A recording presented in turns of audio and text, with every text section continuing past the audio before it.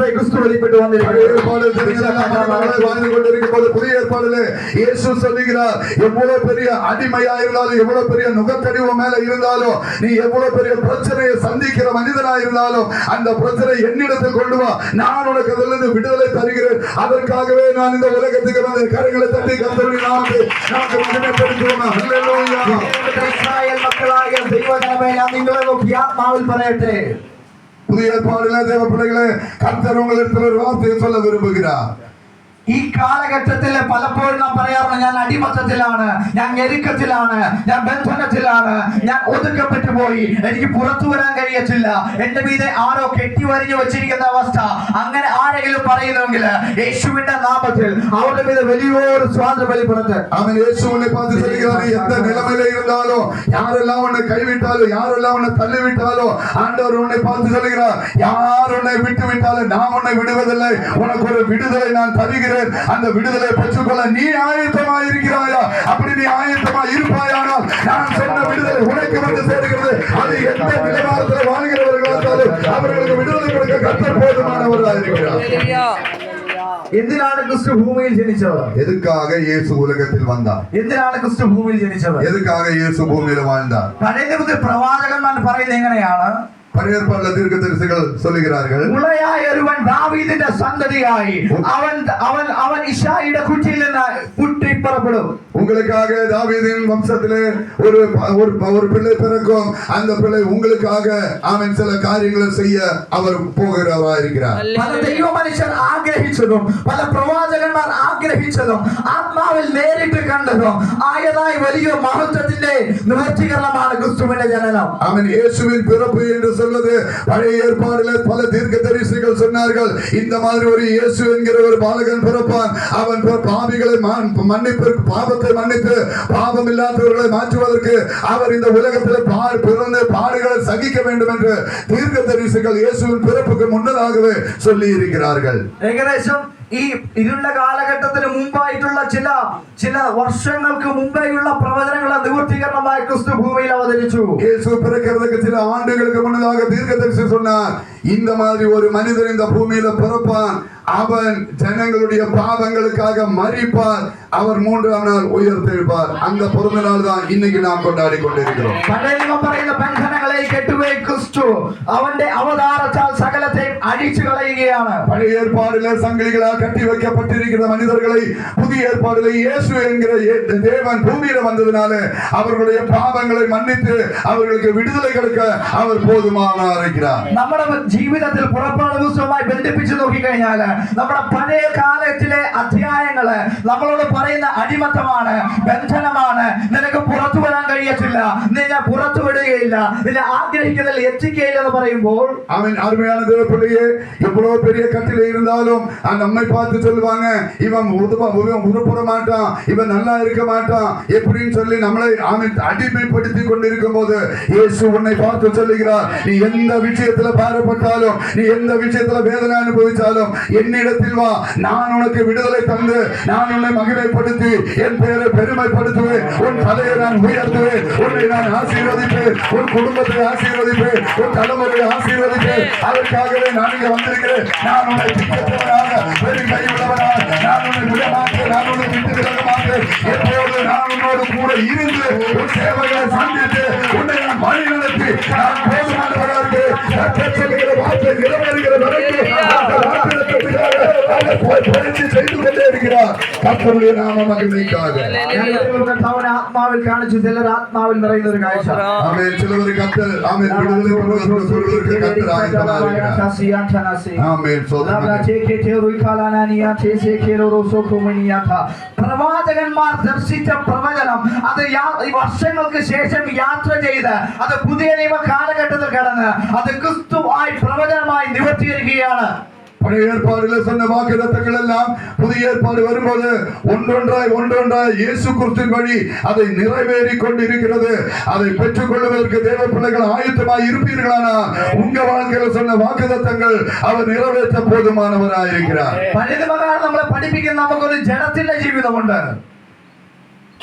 പഴയ നിയമകാലം നമ്മളെ പഠിപ്പിക്കുന്ന ഒരു ജഡത്തിന്റെ ജീവിതമുണ്ട്. பழைய ஏற்பாடிலே ஆமென் தேவ ஜனங்கள் தேவனை ஆராதிக்க முடியாமல் ஆமென் அவன் தூரமா நிற்கும் போது புதிய ஏற்பாடுல வேற விதத்துல நமக்கு கற்றுக் கொடுக்கிறார்கள். ലോകത്തിൽ കിടക്കുന്ന അന്ധകാരത്തിൽ കിടക്കുന്ന സത്യം എന്തെന്നറിയാതെ ലോകത്തിന്റെ വഴികളിൽ പോകുന്ന ഒരു കാലം, பாவத்திலே வாழ்ந்து பாவத்திலே வளர்ந்து பாவத்திலே மரித்திருந்த ஒரு காலம் தான் பழைய ஏற்பாடு என்று சொல்லப்படுகிறது. എന്നാൽ 430 വർഷത്തെ ഇരുണ്ട കാലഘട്ടത്തെ പൊളിച്ചുകൊണ്ട് മനുഷ്യപുത്രനായി ക്രിസ്തു ഭൂമിയിൽ അവതരിക്കുകയാണ്. இயேசு ஆண்டவர் 430 வருடங்களுக்கு முன்னதாக மத்தேயு எழுதின சுவிசேஷத்துக்கும் மலேக்கிய சுவிசேஷத்துக்கும் இடையில 430 வருடங்கள் அந்த இருண்டு காலகட்டங்களை உடைத்துக் கொண்டு இயேசு என்கிற ஒரு மனிதர் இந்த பூமியில பிறந்தார். அவர் மெய்யாகவே தேவனாயிருந்தார். அவர் பாவிகளுக்கு வேண்டி மனிதர்களுக்கு வேண்டி அவர் கல்வாரி சிலுவையிலே மரித்து அடக்கப்பட்டு 3ஆம் நாள் உயிர்த்தெழுந்தார். அந்த பிறப்பின் சந்தோஷம் தான் இன்னைக்கு நாடெங்கும் சொல்லிக் கொண்டிருக்கிறது.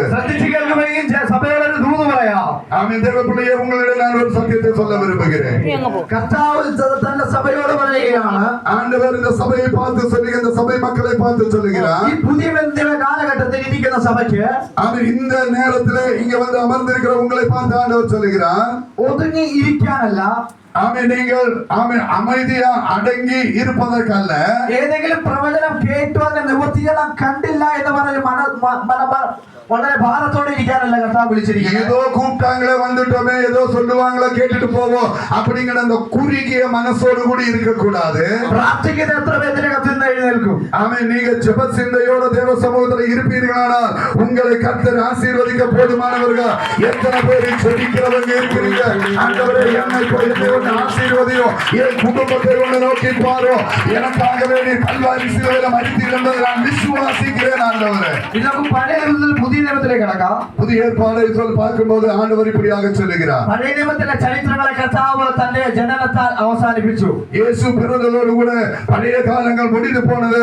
இதா இயேசுவின் பிறப்பினோடு புதிய காலங்கள் ஆரம்பிக்கிறது. യെശയ്യാപ്രവാചകന്റെ പുസ്തകത്തിൽ പറയുന്നത് പോലെ വെട്ടന്മാർക്ക് വിടുതൽ നൽകുവാൻ, കുരുടന്മാർക്ക് കാഴ്ച കൊടുക്കുവാൻ, അടിമത്തത്തിൽ ഇരിക്കുന്നവർക്ക് സ്വാതന്ത്ര്യം കൊടുക്കുവാൻ ക്രിസ്തു ഈ ഭൂമിയിൽ ഉളവായ സത്യത്തെ തന്റെ ജനനത്താൽ കർത്താവ് ഉറപ്പിക്കുകയാണ്. இயேசு பிறப்பதற்கு முன்னதாக சில வருடங்களுக்கு முன்னதாகவே தீர்க்கதரிசிகள் இப்படியாக சொன்னார்கள், ஒரு பாலகர் இந்த உலகத்தில் பிறப்பார், அவர் பாவிகளை மன்னித்து, பாவத்தை மன்னித்து, பாவிகளை நேசித்து, அவர்களுடைய கட்டுகளிலிருந்து, கவலைகளிலிருந்து, துக்கத்திலிருந்து, துயரத்திலிருந்து, சங்கடத்திலிருந்து, வேதனைகளிலிருந்து அவர்களை விடுதலையாக்கி அவர்கள் ஆமென் சுதந்திரமாய் வாழ்வார்கள் என்று தீர்க்கதரிசி இப்படியாக சொன்னார்.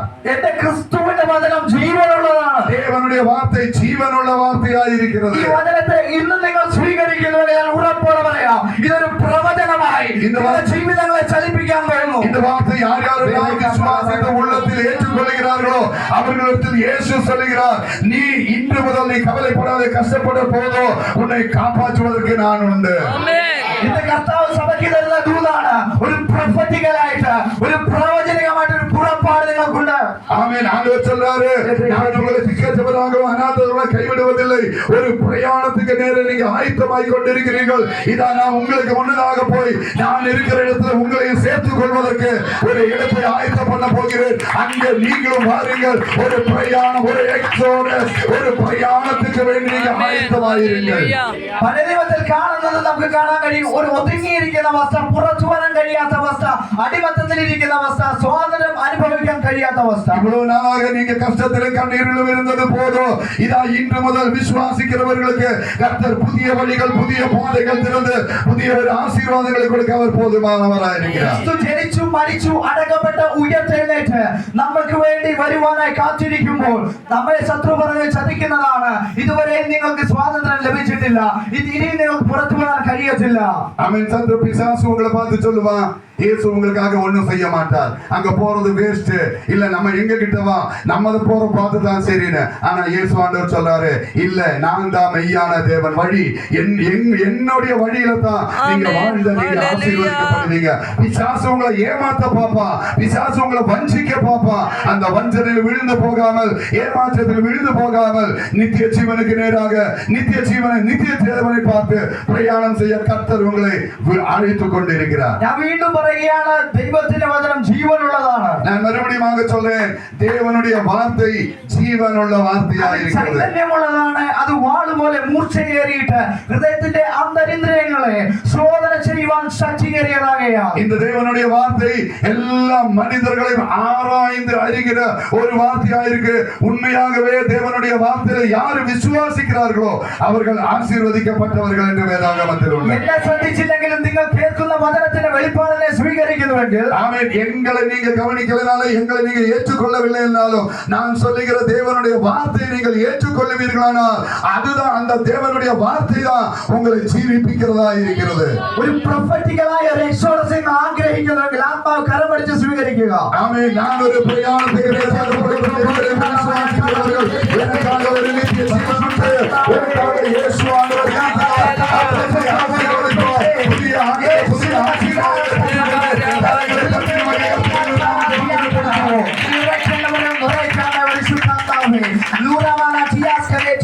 കരങ്ങളെ തട്ടി കരം തട്ടി കരം തട്ടി ഈ സഭയുടെ വഴി വീഴുവാൻ യേശുവിന്റെ നാമത്തിൽ പ്രാർത്ഥിക്കുന്നു. അസാധ്യം തിരിച്ചറിയുന്നവർ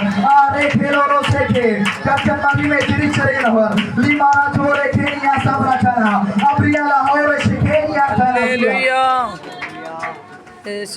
വെളിപ്പാട് കിട്ടുന്നവരെ ഞാനും ചതിവിനകത്തായിരുന്നു. ஆமென். இந்த சத்தியத்தை அறிகிற வரைக்கும் நானும் பாவத்திலே வாழ்ந்து கொண்டிருந்தேன். പുറത്തു വരാൻ പറ്റത്തില്ല. அந்த பாவத்தை விட்டு வெளியே வர என்னால முடியல. പാപമുണ്ട്, பாவம் செய்து கொண்டிருந்தேன். മരണമുണ്ട്, மரணத்துக்கு நேராக பிரயாணம் செய்து கொண்டிருந்தேன். ന്യായവിധിയുണ്ട്. அந்த நியாய தீர்ப்புக்கு நான் ஆயத்தமாய் கொண்டிருந்தேன். ഞാൻ പാപിയാണ്. நான் பாவியாய் வாழ்ந்து கொண்டிருந்தேன்.